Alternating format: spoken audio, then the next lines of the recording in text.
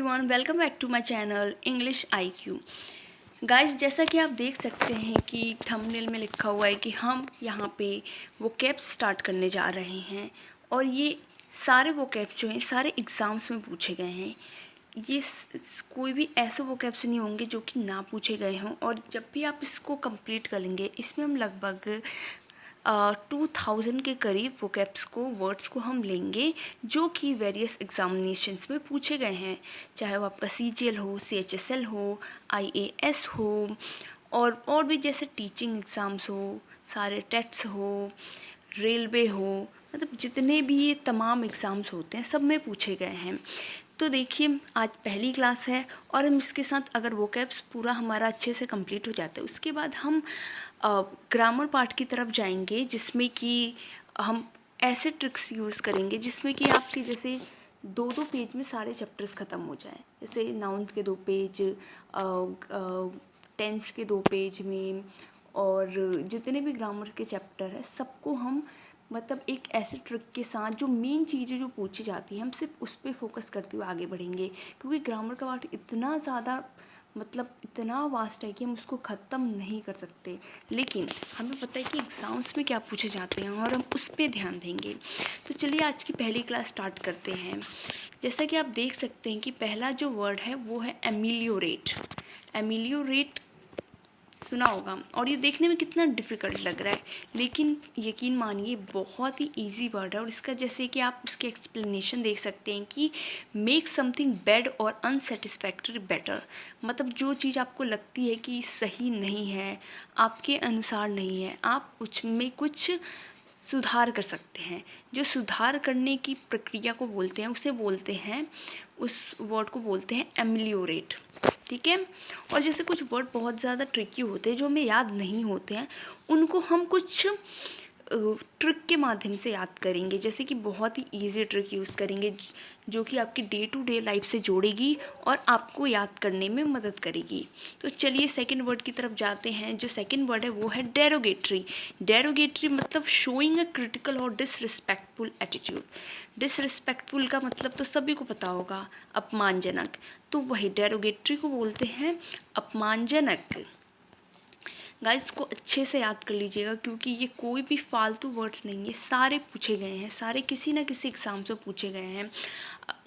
देखिए, जो हमारा थर्ड वर्ड है वो है एडुलेशन। एडुलेशन मतलब किसी की बहुत ज़्यादा प्रशंसा करना, उसको प्रेस करना, उसकी मतलब बहुत ज़्यादा मतलब बिना बात के भी, क्योंकि पता ही है काम निकलवाना होता है चापलूसी करके, बहुत से लोग करते हैं। तो ठीक है, तो उसी चीज़ को हम इंग्लिश में एडुलेशन बोलते हैं। तो चलिए, जो हमारा नेक्स्ट वर्ड है वो है जिंग्स।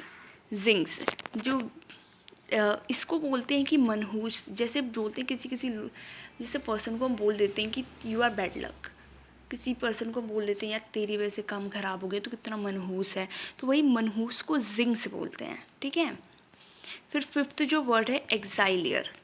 एग्जाइलियर इसको अमृत, जैसा कि लिखा हुआ है कि जैसे अमृत समथिंग जो आपको इमॉर्टल कर दे, उसको अमृत को एग्जाइलियर बोलते हैं।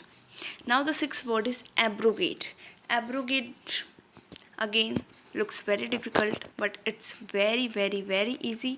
जैसे कि आपको लिखा हुआ है अभिनिषेध करना। इतनी भारी भरकम हिंदी बहुतों को समझ नहीं आती है, तो ये जो अभिनिषेध है इसको हम इजी वर्ड में और इजी लैंग्वेज में बोल सकते हैं रद्द करना। जैसे कि यहाँ पे रिपेल और do away with law, right और फॉर्मल एग्रीमेंट। किसी चीज़ फॉर्मल राइट को, किसी लॉ को और कुछ फॉर्मल एग्रीमेंट्स हैं उसको रद्द करने की प्रक्रिया को, उस वर्ड को बोलते हैं एब्रोगेट।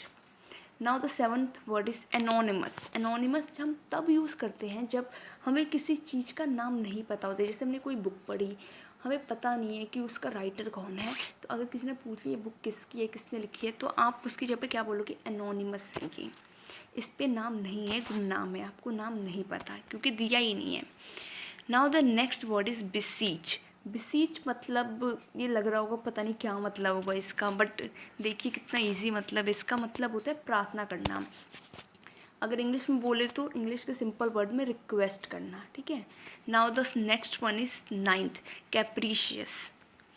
मनमौजी। मनमौजी जो मन में आए वो करना, किसी की ना सुनना, अपने मन से करना, उसी चीज़ को मनमौजी, capricious. Now the 10th one is very simple and asked for the many times, like it been asked for like 10 or 20 times in various examination.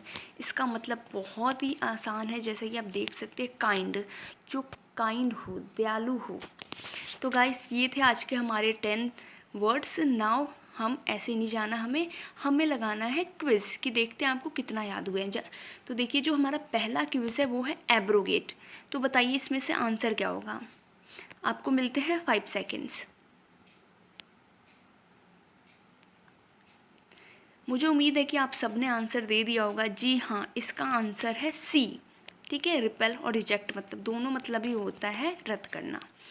चलिए हम दूसरे क्विज पे चलते हैं अपने. ये है बिसीज. जैसा कि आपको बताया गया है इसका मतलब. चलिए 5 सेकेंड दिया जाता है आपको. Now the 5 seconds are over and the answer is, हाँ बिल्कुल सही बताया आप लोगों ने, फर्स्ट.